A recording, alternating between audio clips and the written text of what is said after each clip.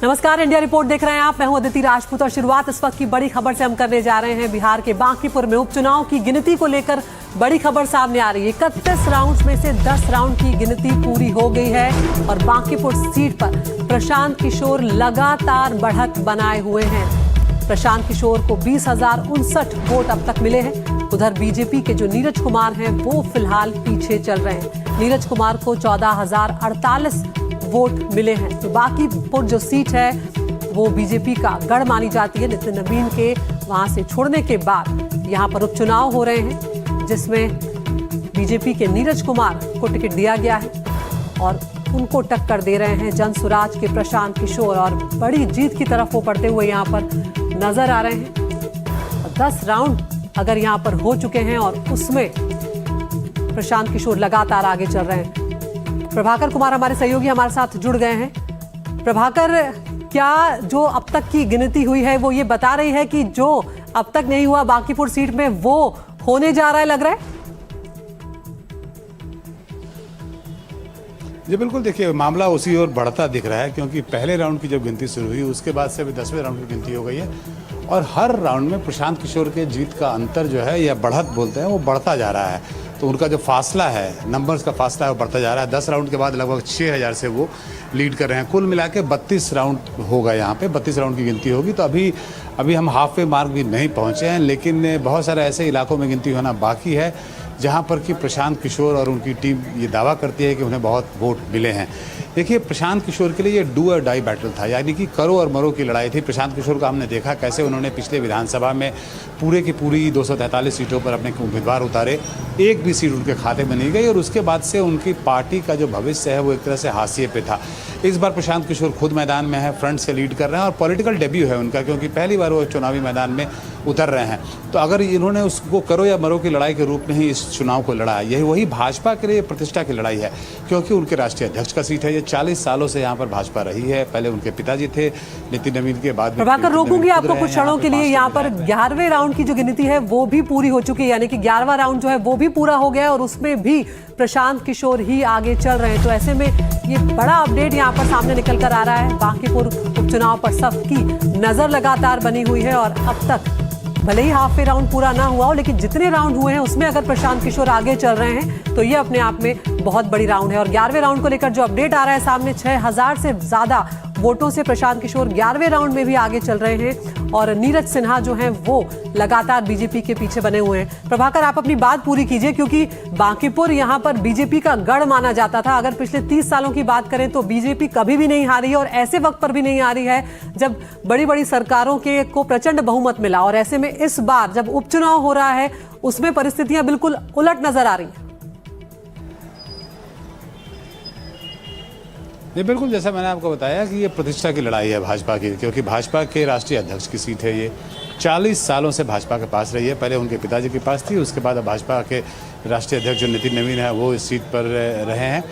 और साथ ही आप देखिए, सम्राट चौधरी जब मुख्यमंत्री बने हैं तो उनके मुख्यमंत्री बनने के बाद ये पहला चुनाव है। अभी उन्होंने 100 दिन अपने पूरे किए हैं ऑफिस में, तो वो सम्राट चौधरी के लिए भी प्रतिष्ठा की लड़ाई थी। क्योंकि अमूमन जो माना जाता है या देखा जाता है कि जो भी उपचुनाव होते हैं वो सरकार का होता है, क्योंकि सरकारी तंत्र जो है उनके पास होता है। अमूमन सरकार जो है वो उपचुनाव नहीं हारती है अपने ही राज्य में।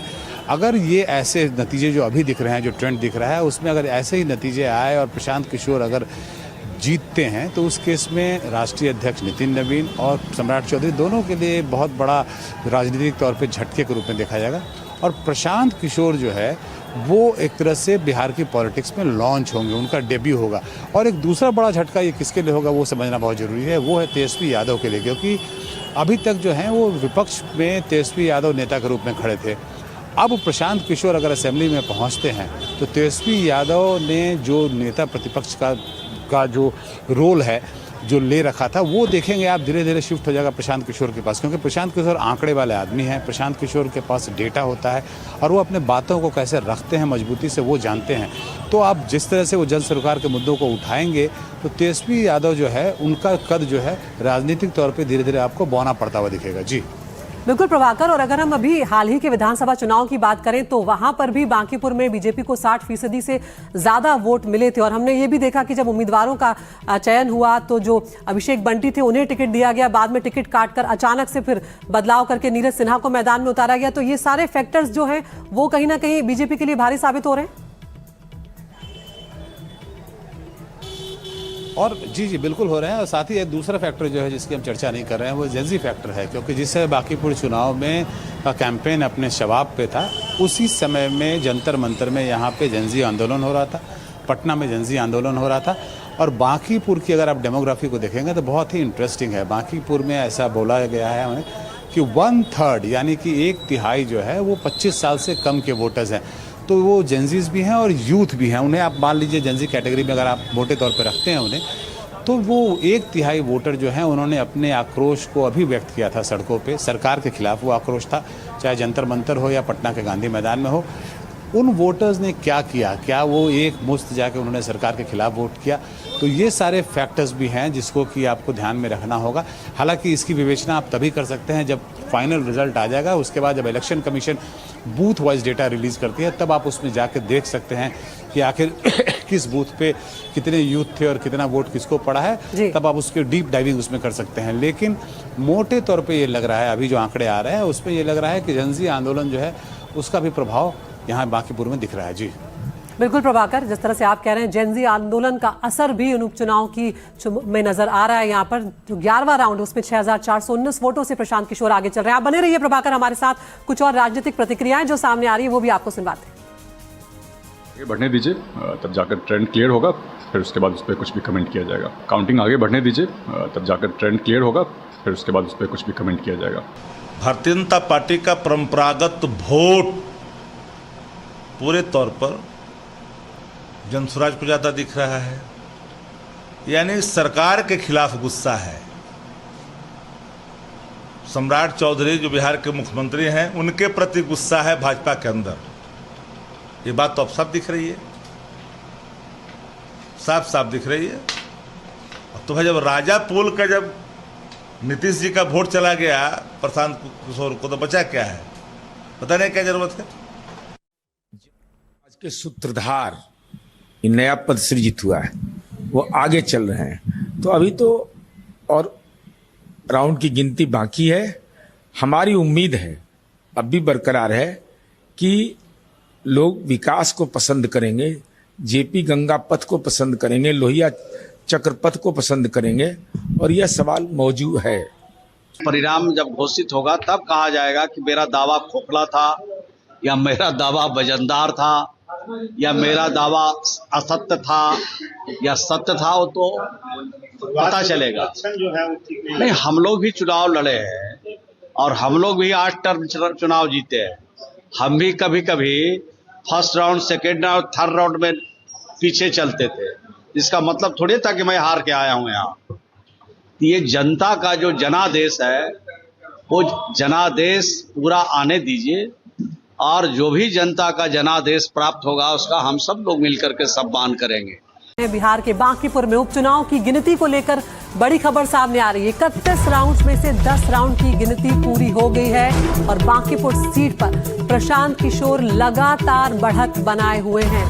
प्रशांत किशोर को 20,059 वोट अब तक मिले हैं। उधर बीजेपी के जो नीरज कुमार हैं वो फिलहाल पीछे चल रहे हैं। नीरज कुमार को 14,048 वोट मिले हैं। तो बांकीपुर जो सीट है वो बीजेपी का गढ़ मानी जाती है। नितिन नवीन के वहां से छोड़ने के बाद यहाँ पर उपचुनाव हो रहे हैं, जिसमें बीजेपी के नीरज कुमार को टिकट दिया गया है और उनको टक्कर दे रहे हैं जनसुराज के प्रशांत किशोर, और बड़ी जीत की तरफ वो बढ़ते हुए यहाँ पर नजर आ रहे हैं। 10 राउंड अगर यहाँ पर हो चुके हैं और उसमें प्रशांत किशोर लगातार आगे चल रहे हैं। प्रभाकर कुमार हमारे सहयोगी हमारे साथ जुड़ गए हैं। प्रभाकर, क्या जो अब तक की गिनती हुई है वो ये बता रही है कि जो अब तक नहीं हुआ बांकीपुर सीट में वो होने जा रहा है, लग रहा है? जी बिल्कुल, देखिए मामला उसी ओर बढ़ता दिख रहा है, क्योंकि पहले राउंड की जब गिनती शुरू हुई उसके बाद से अभी 10वें राउंड की गिनती हो गई है और हर राउंड में प्रशांत किशोर के जीत का अंतर जो है या बढ़त बोलते हैं वो बढ़ता जा रहा है।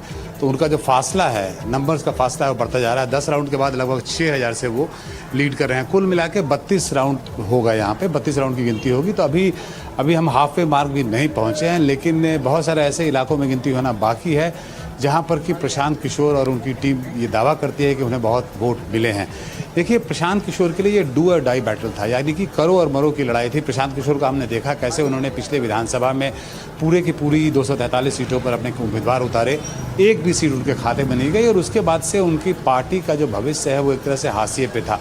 इस बार प्रशांत किशोर खुद मैदान में है, फ्रंट से लीड कर रहे हैं और पॉलिटिकल डेब्यू है उनका, क्योंकि पहली बार वो चुनावी मैदान में उतर रहे हैं। तो अगर इन्होंने उसको करो या मरो की लड़ाई के रूप में ही इस चुनाव को लड़ा, यही वही भाजपा के लिए प्रतिष्ठा की लड़ाई है, क्योंकि उनके राष्ट्रीय अध्यक्ष का सीट है। ये 40 सालों से यहाँ पर भाजपा रही है। पहले उनके पिताजी थे नितिन नवीन, के बाद प्रभाकर रोकूंगी आपको कुछ क्षणों के लिए। यहाँ पर 11वें राउंड की जो गिनती है वो भी पूरी हो चुकी है, यानी कि 11वां राउंड जो है वो भी पूरा हो गया है और उसमें भी प्रशांत किशोर ही आगे चल रहे हैं। तो ऐसे में ये बड़ा अपडेट यहाँ पर सामने निकल कर आ रहा है। बांकीपुर उपचुनाव पर सबकी नजर लगातार बनी हुई है और अब तक भले ही हाफ वे राउंड पूरा ना हुआ हो, लेकिन जितने राउंड हुए हैं उसमें अगर प्रशांत किशोर आगे चल रहे हैं तो ये अपने आप में बहुत बड़ी राउंड है। और 11वें राउंड को लेकर जो अपडेट आ रहा है सामने, 6000 से ज्यादा वोटों से प्रशांत किशोर 11वें राउंड में भी आगे चल रहे हैं और नीरज सिन्हा जो हैं वो लगातार बीजेपी के पीछे बने हुए हैं। प्रभाकर, आप अपनी बात पूरी कीजिए, क्योंकि बांकीपुर यहाँ पर बीजेपी का गढ़ माना जाता था। अगर पिछले 30 सालों की बात करें तो बीजेपी कभी भी नहीं हारी है और ऐसे वक्त पर भी नहीं हारी है जब बड़ी बड़ी सरकारों को प्रचंड बहुमत मिला। और ऐसे में इस बार जब उपचुनाव हो रहा है उसमें परिस्थितियां बिल्कुल उलट नजर आ रही हैं। नहीं, बिल्कुल जैसा मैंने आपको बताया कि ये प्रतिष्ठा की लड़ाई है भाजपा की, क्योंकि भाजपा के राष्ट्रीय अध्यक्ष की सीट है। ये 40 सालों से भाजपा के पास रही है। पहले उनके पिताजी के पास थी, उसके बाद अब भाजपा के राष्ट्रीय अध्यक्ष जो नितिन नवीन है वो इस सीट पर रहे हैं। और साथ ही आप देखिए, सम्राट चौधरी जब मुख्यमंत्री बने हैं तो उनके मुख्यमंत्री बनने के बाद ये पहला चुनाव है। अभी उन्होंने 100 दिन अपने पूरे किए हैं ऑफिस में, तो वो सम्राट चौधरी के लिए भी प्रतिष्ठा की लड़ाई थी, क्योंकि अमूमन जो माना जाता है या देखा जाता है कि जो भी उपचुनाव होते हैं वो सरकार का होता है, क्योंकि सरकारी तंत्र जो है उनके पास होता है। अमूमन सरकार जो है वो उपचुनाव नहीं हारती है अपने ही राज्य में। अगर ये ऐसे नतीजे जो अभी दिख रहे हैं, जो ट्रेंड दिख रहा है, उसमें अगर ऐसे ही नतीजे आए और प्रशांत किशोर अगर जीतते हैं तो उस केस में राष्ट्रीय अध्यक्ष नितिन नवीन और सम्राट चौधरी दोनों के लिए बहुत बड़ा राजनीतिक तौर पे झटके के रूप में देखा जाएगा।